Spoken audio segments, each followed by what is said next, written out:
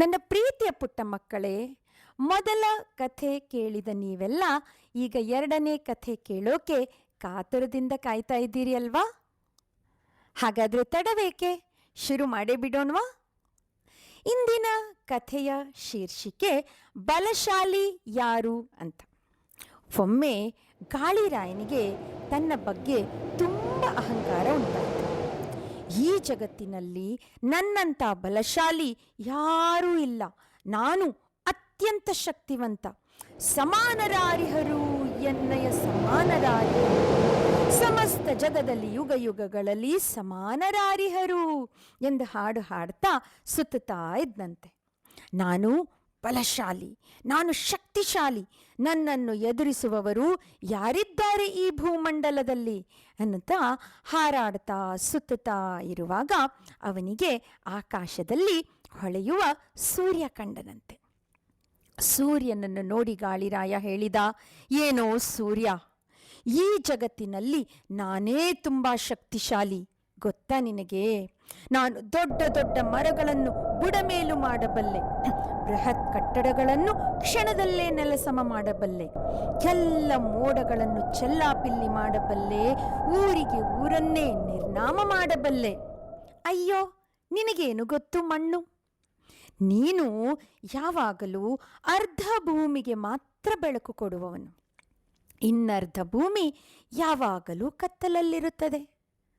ಆದರೆ ನಾನು ಮೂಲೆ ಮೂಲೆಗಳಲ್ಲಿ, ಸಂಧಿಗೊಂದಿಗಳಲ್ಲೂ, ಅಣು ರೇಣು ತೃಣ ಕಾಷ್ಟಗಳಲ್ಲೆಲ್ಲ ನನ್ನ ಹಾಜರಿ ಇದ್ದೇ ಇರುತ್ತದೆ.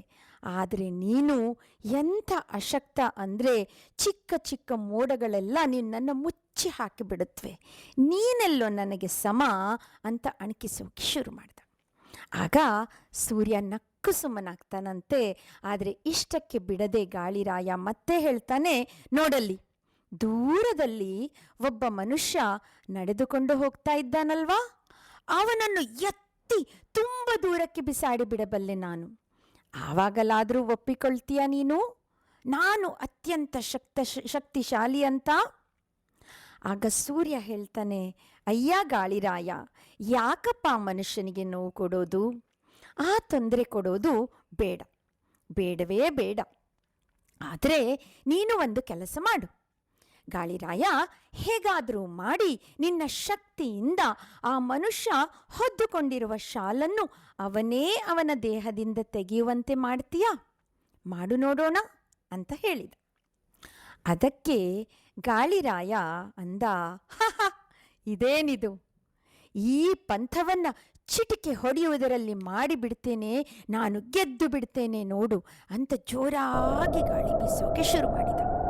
ಆಗ ಮನುಷ್ಯ, ಅಯ್ಯೋ ಇದೇನಾಯ್ತಪ್ಪ, ಇಷ್ಟು ಜೋರಾಗಿ ಗಾಳಿ ಬೀಸೋದಕ್ಕೆ ಶುರುವಾಯಿತು, ಗಾಳಿ ಜೊತೆಗೆ ಚಳಿಯೂ ಶುರುವಾಯಿತು, ಅಯ್ಯೋ ಚಳಿ ಚಳಿ ಅಂತ ಗಟ್ಟಿಯಾಗಿ ಶಾಲು ಹೊತ್ಕೋತಾನೆ.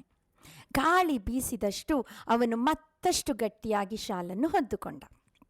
ಏನೇ ಆದರೂ ಶಾಲು ಹಾರಿ ಹೋಗಬಾರ್ದಲ್ವಾ ಅನ್ನೋ ಭಯದಿಂದ ತನ್ನ ದೇಹಕ್ಕೆ ಭದ್ರವಾಗಿ ಸುತ್ತಿಕೊಂಡು ನಿಲ್ತಾನೆ. ಗಾಳಿರಾಯ ಗಾಳಿ ಬೀಸಿ ಬೀಸಿ ಸುಸ್ತಾಗಿ ಸೋಲೊಪ್ಪಿಕೊಂಡು ಪೆಚ್ಚು ಮುಖ ಹಾಕಿ ಸುಮ್ಮನಾಗಿಬಿಟ್ಟ. ಆಗ ಸೂರ್ಯ ಹೇಳ್ತಾನೆ, ಈಗ ನನ್ನ ಸರದಿ ನೋಡೀಗ ಅಂತ ನಿಧಾನವಾಗಿ ತನ್ನ ಪ್ರಕಾಶವನ್ನು ಜಾಸ್ತಿ ಮಾಡ್ತಾ ಹೋಗ್ತಾನೆ. ಆಗ ಆ ಮನುಷ್ಯ, ಅಯ್ಯಯ್ಯೋ ಇದೇನಪ್ಪ, ಇದೆಂಥ ವಾತಾವರಣ, ಇಷ್ಟು ಬೇಗ ರೂಪ ಬದಲಿಸ್ಬಿಡ್ತಲ್ಲ. 2 ನಿಮಿಷದ ಹಿಂದೆ ನೋಡಿದರೆ ಗಾಳಿ ಭಯಂಕರವಾಗಿ ಬೀಸ್ತಾ ಇತ್ತು, ಆದರೆ ಈಗ ನೋಡಿದರೆ ಸಹಿಸಲಾಗದ ಬಿಸಿಲು. ಹೀಗೆ ಬಿಸಿಲು ಬೇಗೆ ಜಾಸ್ತಿ ಆಗ್ತಾ ಹೋದರೆ ನಾನು ಈ ಬಿಸಿಲ ಬೇಗೆಯಿಂದ ಬೆಂದು ಮೂರ್ಛೆನೆ ಹೋಗ್ಬಿಡ್ತೀನೋ ಏನೋ. ಯಾವಾಗ ಏನಾಗುತ್ತೋ ಹೇಳೋಕೆ ಆಗಲ್ವಲ್ಲ ಈಗಿನ ಕಾಲದಲ್ಲಿ.